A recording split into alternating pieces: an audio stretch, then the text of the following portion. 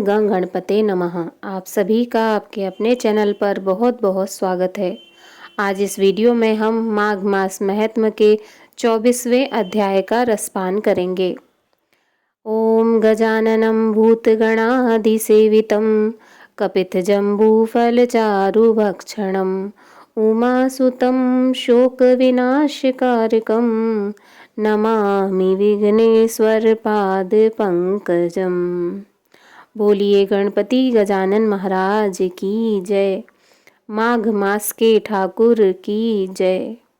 लोमश ऋषि कहने लगे कि वह राजा पहले तो तामिश्र नामी नरक में गया, फिर अंध तामिश्र नरक में जहाँ पर अति दुखों को प्राप्त हुआ, फिर महारौरव, फिर कालसूत्र नामी महानरक में गया, फिर मूर्छा को प्राप्त हो गया।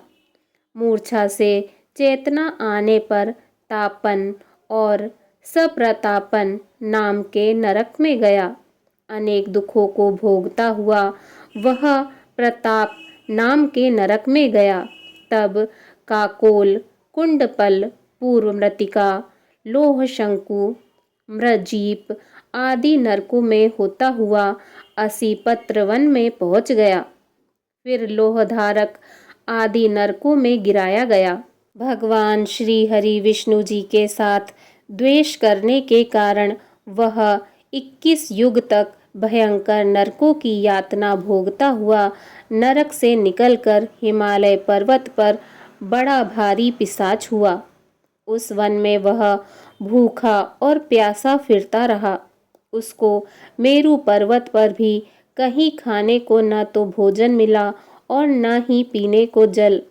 होत व्यथा के कारण वह पिशाच घूमता हुआ एक समय पलूत प्रस्त्रवण नाम के वन में जा निकला। बहेड़ के वृक्ष के नीचे वह दुखी होकर हाय मैं मरा, हाय मैं मरा ऐसे शब्द जोर जोर से पुकारने लगा और कहने लगा, भूख से दुखी मेरे इस जन्म का कब अंत होगा। इस पाप रूपी समुद्र में डूबते हुए मुझको कौन सहारा देगा।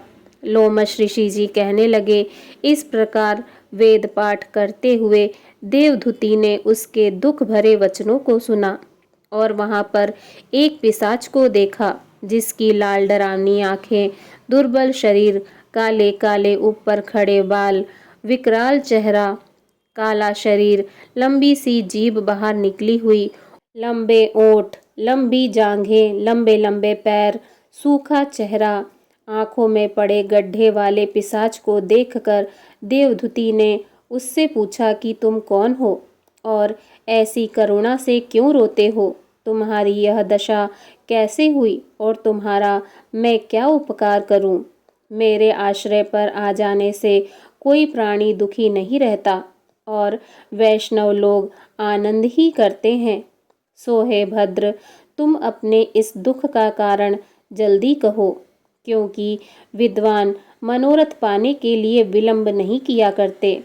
ऐसे वचन सुनकर प्रेत रोना बंद करके विनीत भाव से कहने लगा कि हे द्विज, किसी बड़े पुण्य से मुझको आपके दर्शन हुए हैं।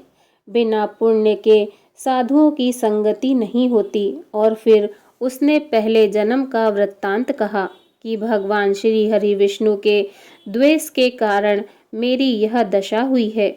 जिस हरि का नाम यदि अंत समय में मनुष्य के मुख से निकल जाए तो मनुष्य विष्णु पद को प्राप्त हो जाता है। जो सबका पालन करता है उसी से मैंने द्वेष किया। यह सब मेरे कर्मों का दोष है, जिसकी ब्राह्मण तप द्वारा प्रार्थना करते हैं। ब्रह्मादि देवता, सनकादिक ऋषि जिसको मुक्ति के लिए पूजते हैं, जो आदि मध्य व अंत में विश्व का विधाता और सनातन है, जिसका आदि मध्य और अंत नहीं है, उस भगवान के साथ मैंने द्वेष किया। जो कुछ पुण्य किए मैंने पहले जन्म में किए थे, वह सब भगवान श्री हरि विष्णु की द्वेष रूपी अग्नि में भस्म हो गए। यदि किसी प्रकार मेरे इस पाप का नाश हो जाए तो मैं भगवान श्री हरि विष्णु के सिवाय किसी और देवता का पूजन नहीं करूँगा। भगवान श्री हरि विष्णु से द्वेष करके मैंने बहुत दिनों तक नरक यातना भोगी और पिशाच योनि में पड़ा हूँ। इस समय मैं किसी अच्छे कर्म के योग से आपके आश्रय में आया हूँ, जहाँ पर आपके सूर्य रूपी दर्शन ने मेरे दुख समान अंधकार को दूर कर दिया है। अब आप कोई ऐसा उपाय बताइए जिससे मेरी यह पिशाच योनि दूर हो, क्योंकि सज्जन पुरुष उपकार करने में देर नहीं करते। देवदूती कहने लगे कि यह माया देवता, मनुष्य, असुर सबकी स्मृति को मोहित कर देती है, जिससे धर्म का नाश करने वाला द्वेष उत्पन्न हो जाता है। जगत के उत्पन्न करने, रक्षा करने और नाश करने वाले जो सब प्राणियों की आत्मा है, उनसे भी लोग द्वेष करते हैं। जिनके अर्पण करने से सभी कर्म सफल हो जाते हैं, उनकी भक्ति से मुख मोड़ने वाले मूर्ख कौन सी गति को प्राप्त नहीं होते। चारों वर्णों का वेदोक्त हरि का भजन करना ही उत्तम है, अन्यथा कुमार्ग में चलने वाले मनुष्य नरक के गामी होते हैं। इस कारण वेद विरुद्ध कर्मों को त्यागना चाहिए। अपनी बुद्धि से बचे हुए धर्म के मार्ग पर चलने से मनुष्य परलोक के पथ का भी नाश करते हैं। वह वेद, देवता और ब्राह्मणों की निंदा करते हैं। झूठे मन कल्पित शास्त्रों को मानने वाले नरक में जाते हैं। देवादिदेव भगवान श्री हरि विष्णु से विमुख होने वाले नरक में जाते हैं। जैसे द्रविड़ देश का राजा नरक में गया, इस कारण इनकी निंदा नहीं करनी चाहिए और वेद में न कही गई क्रियाओं को भी नहीं करना चाहिए। लोमश ऋषि कहने लगे कि ऐसा कहने पर मुनि ने पिशाच को सुमार्ग बतलाया कि माघ मास में तुम प्रयाग में जाकर स्नान करो, उससे तुम्हारी यह पिशाच योनि समाप्त हो जाएगी। माघ मास में प्रयाग में स्नान करने से मनुष्य पहले जन्म के सब पापों से मुक्त हो जाता है। वहाँ पर स्नान करने से मुक्ति प्राप्त होती है। इससे बढ़कर और कोई प्रायश्चित नहीं। संसार में यह मोक्ष और स्वर्ग का खुला हुआ द्वार है। गंगा और यमुना का संगम त्रिवेणी संसार में सबसे उत्तम तीर्थ है। पाप रूपी बंधन को काटने के लिए यह कुल्हाड़ी है। कहाँ तो विष्णु, सूर्य, तेज, गंगा, यमुना का संगम और कहाँ यह तुच्छ पाप रूपी तृण की आहुति।